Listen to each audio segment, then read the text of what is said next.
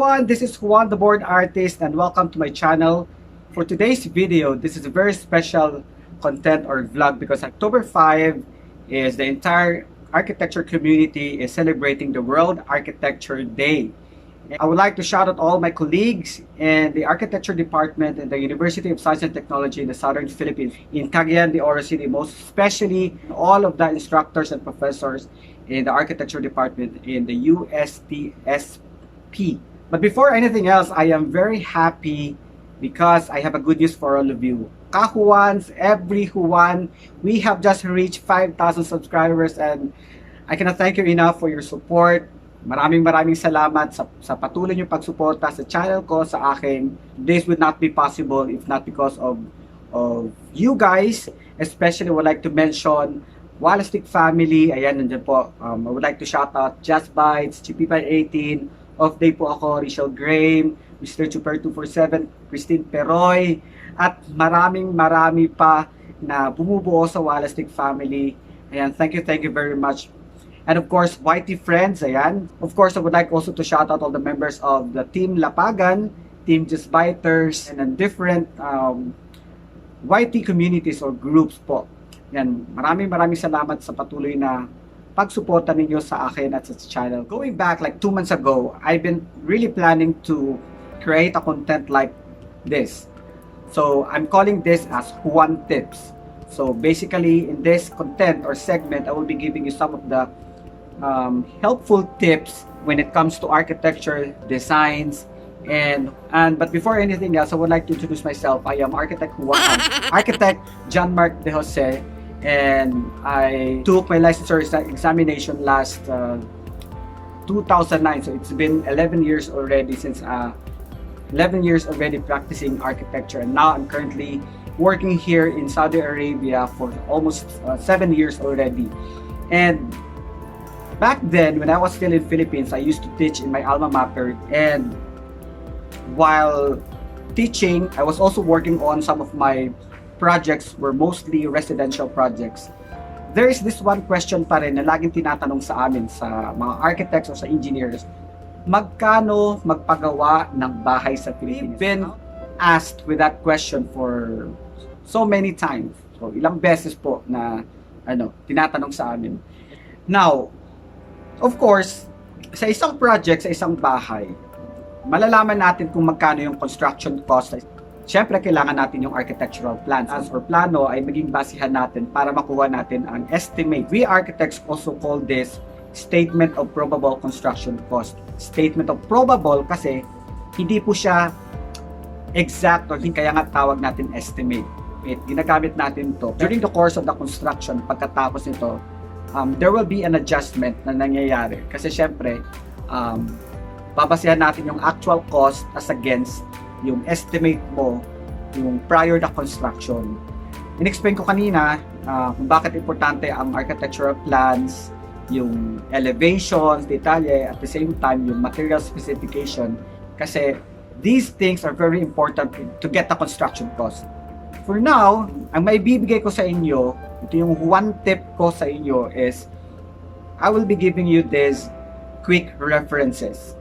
Ito ay kahit na kung saan ka man pwede mong makompute, provided that you have already identified your total floor area. So using the quick reference, cost per square meter, magiging mas madali at mabilis for us to have this quick estimation kung magkano. Ito yung magiging basis natin according to the 2020 market value. Unlike 10 years ago, naabutan ko pa yung presyo ng isang bag ng semento. That time, meron pang 180 pesos or 200 pesos per bag ng semento. Unlike today, dahil sa pagtaas ng presyo, ngayon is nagre-range na siya ng 340 to 350 per bag of cement. So, you see the difference 10 years back at sa kung ano yung price ngayon sa mga construction materials, ang laki. Also, one example is the concrete hollow blocks or CHB, yung tinatawag natin for our wallings. Dati, siguro 10 years ago, meron pang mga CHB na 7 pesos or 5 pesos, meron pa. Pero ngayon, na ano na siya, ang price ng CHB ngayon is nasa 11 pesos or some other cities, 12 pesos, ganun. So, how much more for some other materials? Ganun po. Ngayon, i-base po natin sa 2020 market value. I also had a chance to interview my colleagues, but now most of them are in the academy teaching architecture. And then also, I have some references, yung mga construction estimates, para makakuha natin kung magkano talaga ang cost per square meter sa residential project. Ganun. So that is why, ngayon, I will be presenting you some of these quick references with 4 categories. And for this exercise, we'll be using a sample plan. So, given na nakuha na natin yung mga setbacks, which is required siya sa PD 1096 or ito yung tinatawag natin na National Building Code of the Philippines or PD 1096. So, when you are trying to build a house sa Philippines, required ito na kailangan mo ng building permit. So, para ma-approve, isa sa mga tinitignan para ma-approve ang building permit ng bahay na ginagawa ng bahay mo is yung setbacks, yung ilan yung kukuhanin sa front yard, sa side, at sa rear o sa likod ng bahay mo. Ito yung kung dahilan kung bakit sa likod meron tayong space, especially if your house is single detached, meaning wala siyang firewall na naka-attach, o single detached, lahat ng side walang firewall. So, kailangan talaga ng all those 4 sides, meron siyang setback. Under the PD 1096, meron tayong mga different categories ng residential. Meron tayong R1, R2 hanggang 4 and 5. If our house falls under the R1 or single detached, if we have this 135 square meter, that's the setback. Siguro, to be safe, no? Ang area natin, ang floor area natin is 50 square meters. So, ito na lang gagamitin natin sa ating computation all throughout this vlog. Now, for the low-cost housing or basic finishes na bahay natin, so let's say for example, social, no, single detached pero low-cost pa.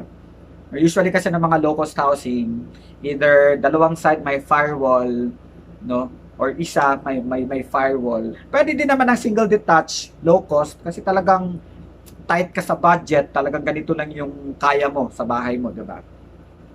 If ang ating low-cost housing is ranging from 18,000 to 20,000 per meter, so of course, saan ka pa ba? Gagamitin natin yung pinakamababa, 18,000 per square meter.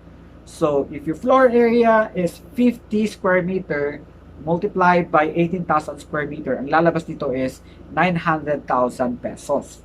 So, that is almost a million already. So, come to think of it, dito mo malalaman talaga, may realize mo na talagang sa panahon ngayon, super laki na ng mga presyo ng ating mga construction materials. Going back 10 years ago, dati, ang ginagamit namin as quick reference, talagang pwede pa kaming makakagamit dati ng 12,000 as low as 12,000 or 15,000 per square meter for low cost. Pero ngayon nga, dahil as I mentioned, masyadong mahal na mga materials. Ngayon nga, lumalabas na with the area of 50 square meter, using the 18,000 per square meter, lumalabas na 900,000 pesos yung presyo ng ating bahay. Ano to? Para saan itong 900,000 pesos?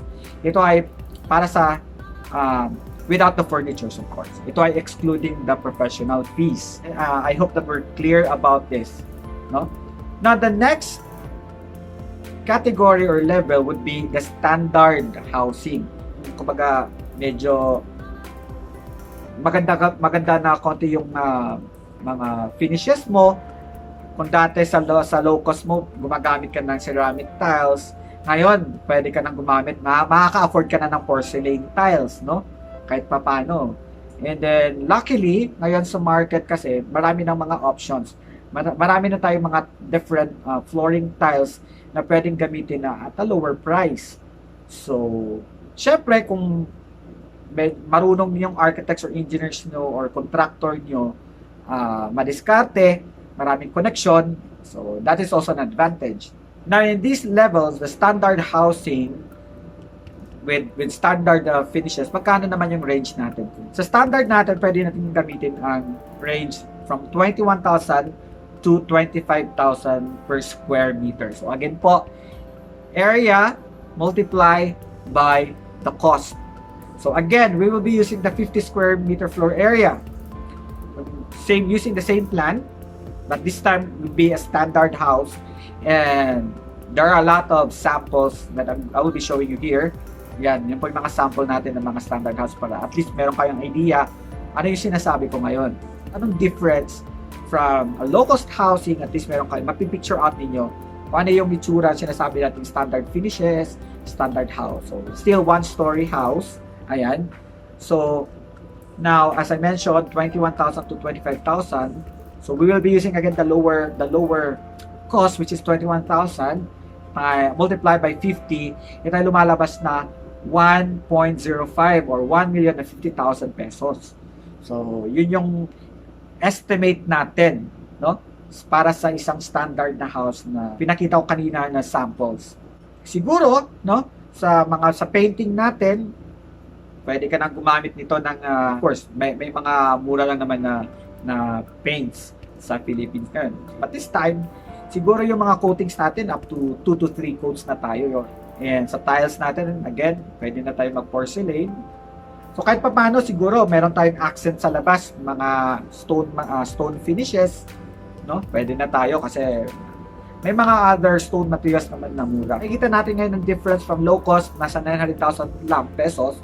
Now, if it's with standard finishes, no, pumalo na siya sa 1 million, guys. So again, that is excluding the professional fees, excluding the furnitures, talagang yung structure lang natin at saka yung standard finish natin, no? Now, punta tayo sa next na category niya, which is what we call mid-tier housing. Kahit pa paano, siguro mga nakatira nito may kaya na, can afford na with some of the mga desired finishes nila, no? Mga partition nila, hindi na purong drywall system lang with acoustical treatment, mga ganun. So siguro sa exterior may mga kahit papaano mas mahal kaysa sa ginamit natin sa standard housing. Now, for the mid-tier, we will be using the range from 26,000 to 35,000 per square meter. Kasi kahit papaano siguro yung client natin is may kaya na, no? Nakaka-afford na kung ano yung gustong material or finishes na gagamitin natin sa bahay nila. Sa flooring natin, pwede na mag-granite, why not? Kaya nila yan eh. So, ayun. Siguro, at this level, may mga pwede ka nang gumamit ng mga Virtuoso na mga paints, no? Mga medyo may presyo na painting material sa Pilipinas. At siguro sa mga wall panelings natin, may mga decorative na mga wall panels na pwedeng gamitin. Kung ano yung gusto mo na ipapagawa sa architect, na gagawa mo na kasi nga you have the budget. So if we will be using the 26,000 per square meter as a sa 50 square meter na floor area natin, no? Or I doubt, no, 50 sa isang mid. Siguro sa ano na to, maliit na yung 100 square meter, no? Usually pagka mga mid-level na housing type, more than 100 square meter yung mga floor area. Pero, well, just to be consistent, we will still be using the 50 square meter floor area, then multiply by 26,000 pesos. Ang lalabas nito is nasa 1.3 or 1,300,000 pesos. So, 1.3 million na siya. So, laki ng difference, no? Siyempre, kasi medyo may kamahalan na konti yung mga gamit natin saka finishes natin sa structure, no? Marami na tayong mga ideas na nakikita ka sa internet, but of course, for me as an architect, kung gagawa ko ng bahay mo, for example, ang i-base ko yun sa personality ko kung sino ang titira dyan. Ayan. Kasi nga, magdedepende ang design natin according to the needs of our client. We're done with the low cost, we're done with the standard housing, mid-tier or mid-level housing. Actually, pwede mong ipagsama ang mid at saka to high-end eh. Pero gusto ko lang talaga na i-separate siya yung high-end. High-end housing, ano yung mga usual tsura ng mga high-end? Siguro kasi pwede ko itong gamitin na luxury houses, yung mga medyo talagang mamahali na houses siguro. Bahay ng mga artista, politiko, ayan. Sa level na to, siguro yung mga even the tiles, pwede kayo, you can order special order from other countries. This type of housing falls under this category, what we call high-end housing. Sineparate ko to kasi pwede kasi at this level meron ng mga high-tech na mga systems na pwede natin gagamitin sa bahay, and other systems na pwedeng apply. Maybe your client can afford elevator, no? Siguro yung bahay na to is nasa 3 levels na or 3-story house na yung bahay na to. So now for this level, pwede natin gamitin, pinakamababa natin is 36,000 per square meter up. Pero alam mo kung tutulak, nag-check ako yesterday, magkano talaga yung lumalabas per square meter ngayon yung mga high-end or luxury housing sa Pilipinas. May iba talaga mababa na yung 50,000, as in 50,000 per square meter. So itong 36,000 parang considerably nasa mid-tier pa rin ito Pero let's just use 36,000 per square meter using again the floor area of 50. Yan, 50 multiplied by 36,000, lalabas dito is 1.8. Although it's quite impossible, no, na high-end tapos 50 square meter lang. So just an example lang para makita natin yung difference natin, yung from low-end to standard to mid-tier to high-end. Kasi naman, what we're talking here is the type of finishes, materials na gagamitin natin sa bahay. So again, this is based from the 2020 market value sa Pilipinas. When we do estimates, ito isa sa mga ayaw na ayaw kong gawin before. Estimates, kasi madugo talaga siya. Ginagawa namin before, way back in Philippines, meron kaming 3 contact na construction supply establishments. And then kinukuha namin yung average na price. So doon nakakamap kami ng ganitong figure. Kaya yun yung naging basihan. So when you do estimation, kailangan updated ka talaga sa mga presyohan. So magbisita kami sa sa warehouse and some of the construction supplies establishments. So sometimes naman before, especially if you really are practicing in Philippines, may mga suppliers naman talaga na tumatawag sa'yo, nag-update sa'yo ng mga price. At saka may mga bumibisita sa office namin before, magpe-present lang ng bagong materials. So somehow, updated kami, Now, if you are planning to build a house in Philippines, ito yung sasabihin ko sa inyo. You are building a house because you have the money, may pera ka. Sinasabi ko ngayon, madugo talaga magpagawa ng bahay sa Philippines. Unang-una, napakagastos talaga yan. And then, gusto ko na i-inculcate ito sa inyo na when you are building a house, magastos talaga at saka masakit sa ulo. Yung talagang tanggapin nyo yung realidad na yan. So, syempre, marami kang options ngayon. If money is not an issue, then you can get a contractor para, di ba, siya na. Sakit ng ulo lahat ganyan. Ikaw, maghintay ka na lang para kung kailan matapos ang bahay mo. Kung gusto mo talaga na makasiguro na yung pera mo is mapunta talaga sa tama. Kaya what I'm trying to say now is it's still better for you to seek help from professionals. Yan, get an architect kasi nga sa arkitekto sigurado kayo niyan. And we architects are still fighting for this na practice of architecture is talagang para sa mga architects. So, but then again, let me say again na ang construction talaga is a collaborative effort ng not only the architects but engineers kasi may mga kanya-kanyang trabaho yan. When it comes to architectural design, of course, architect yan, pagpaplano, lahat, design, architectural design, I would like to specify that baka mabash tayo. Of course, yung mga civil engineers natin, ating partners sa construction industry, sila naman yung for the structural design.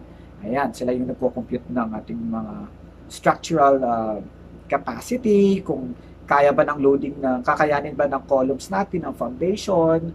So after na ma-design, ma-plano ni architect, trabaho naman ni civil engineer to compute the quantitative or yung computation ng structural at loadings ng bahay natin. Yung structural integrity ng bahay natin. Yan yung talagang pinaka-priority ng ating mga structural designers or civil engineers. Of course, Ang trabaho naman ng electrical engineer is of course computation ng mga electrical loadings. Ayan. So, sila yung may nakakaalam yan, sila yung expert dyan. So, once again, pagdating sa construction, no, it's a collaborative effort ng architects, the civil engineer, the electrical engineer, and other allied professions. And at this time, I hope na sa aking ibinigay na quick references for para makuha or magkano ba kung magpagawa ka ng bahay sa Pilipinas. So, recap ko lang, for low-cost housing is from 80,000 to 20,000 per square meter.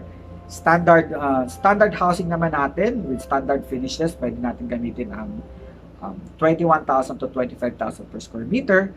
For mid-level or mid-tier housing, pwede natin gamitin ang 26,000 to 35,000 per square meter, no?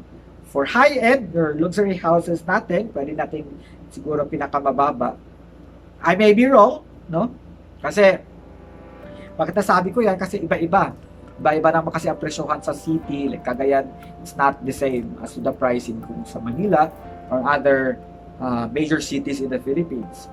Pero I think it's still possible with the 36,000 square meter, pinakababa natin na rate, cost per square meters for the high end.